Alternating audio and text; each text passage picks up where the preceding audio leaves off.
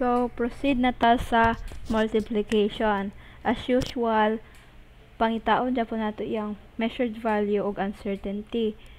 So, for this one, the measured value are 30 and 12.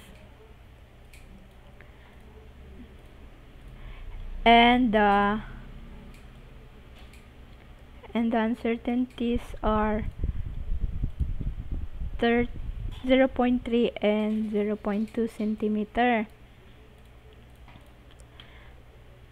Unsaon man tani pagpangita sa multiplication? Ato ang unang pangitaon kay ang value sa iyang or ang final value sa iyang measured. So ato ni siya i-times kani i-times ni nato siya 30 times 12. 30 times 12 is equals to 360 centimeter. Haning 360, di bale, mao na nito siya atong final value. Magamit na nato siya. Pag human sa pangita sa final value, ato isulat ang formula, which is uncertainty 1 divided by value 1 is equals to plus uncertainty 2 divided by value 2. Kani siya kay naan siya plus minus Japon ni siya, wala lang na-copy kay So, pangitaon na para delete. So, para delete ta malibog sa multiplication, ato ra ni siya igani. Kaning 0.3 i-divide sa 30. The same goes sa 0.2 i-divide Japon nato sa 12. So, length A is equal to 0.3 divided by 30 is equals to nalimot sa times 100 since we are talking Monday about percent. Times 100 is equals to 1%. Tapos, adtoon na sad nato ang length B. Uncertainty 2 divided by value 2. Uncertainty 2 divided by value 2. So, 0.2 divided by 12 times 100 is equals to 1.67%.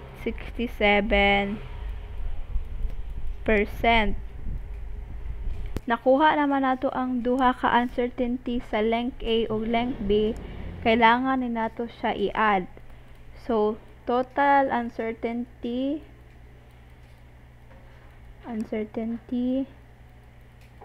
is equals to length A plus length B.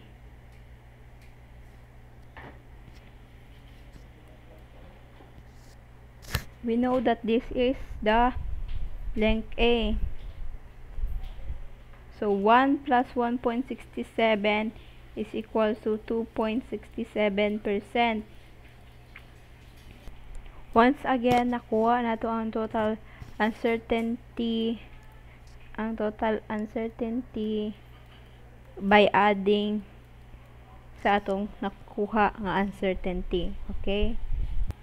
Unsaon na to magkuha na din ta og final uncertainty. Unsaon man nato pagkuha sa final uncertainty, diri na din nato magamit ang final value nga 367 per cm. So ang total uncertainty kay 2.67, ato din percent, ato din siya times sa 360, which is makakuha ta og value nga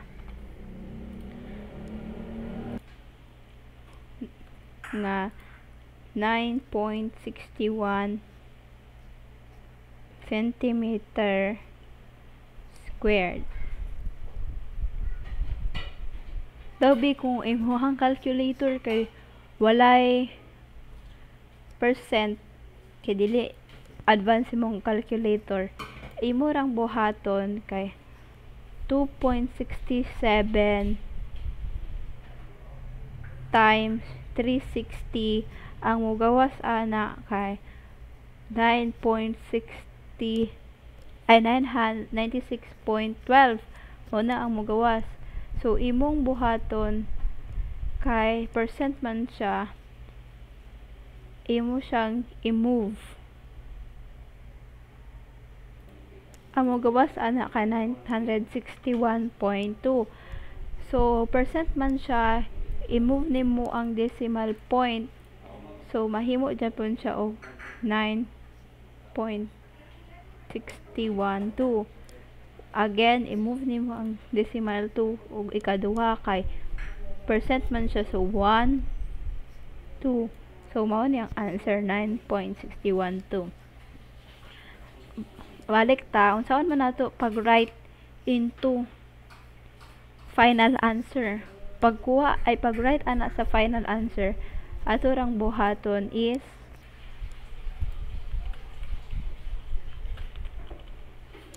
to write the final value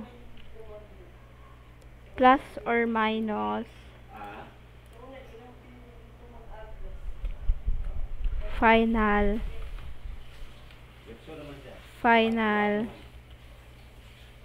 uncertainty.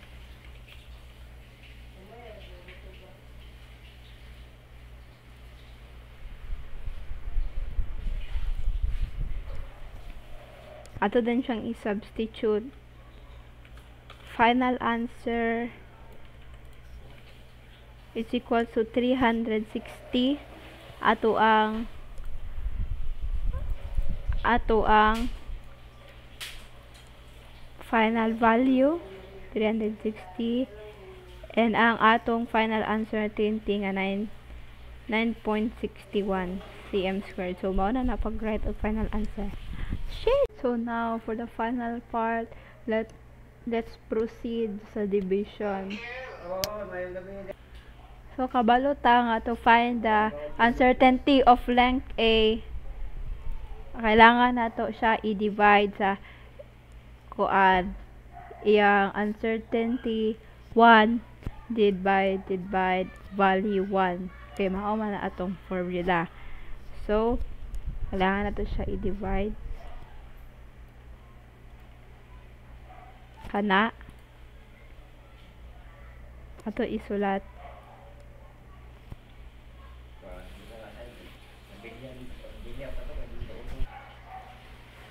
uncertainty 1 is 0.3 divide 30 is equals to 30 times 100. Dili jud nato kalihutan ang 100 kay percent man siya, is equals to 1%.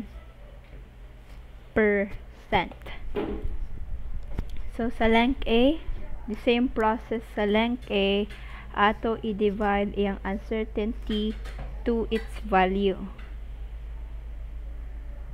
So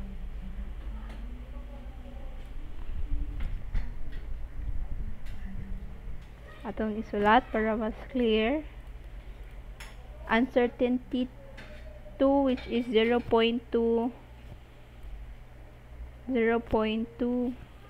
divided by 12 times 100 is equals to 1.67%.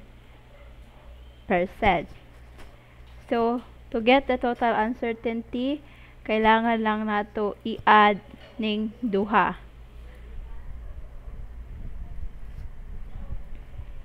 So 1% plus 1.67% is equals to 2.67%. Kabalo naman ta, to get the final value, we need to instead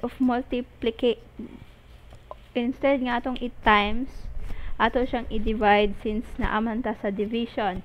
But if nata sa multiplication, ang iyahang value atong i-times. And naaman ta sa division ron, ato i-divide. So,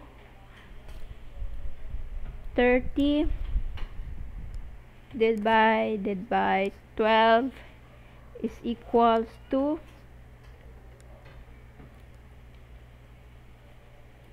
2.5 cm squared. So, mauna na atong final value. Nakuha naman nato ang final value o ato na sad pangitaon iyang final uncertainty.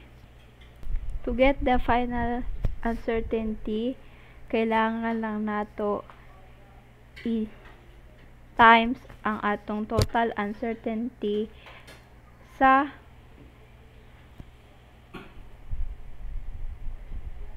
final value. So, 2.67% times 2.5 is equals to 0.07 cm squared. Nakita na naman nato tanan, so ato na i-write ang final answer. Kung saan ganito pag-write sa final answer, ang pagsulat sa final answer is final value plus minus final uncertainty.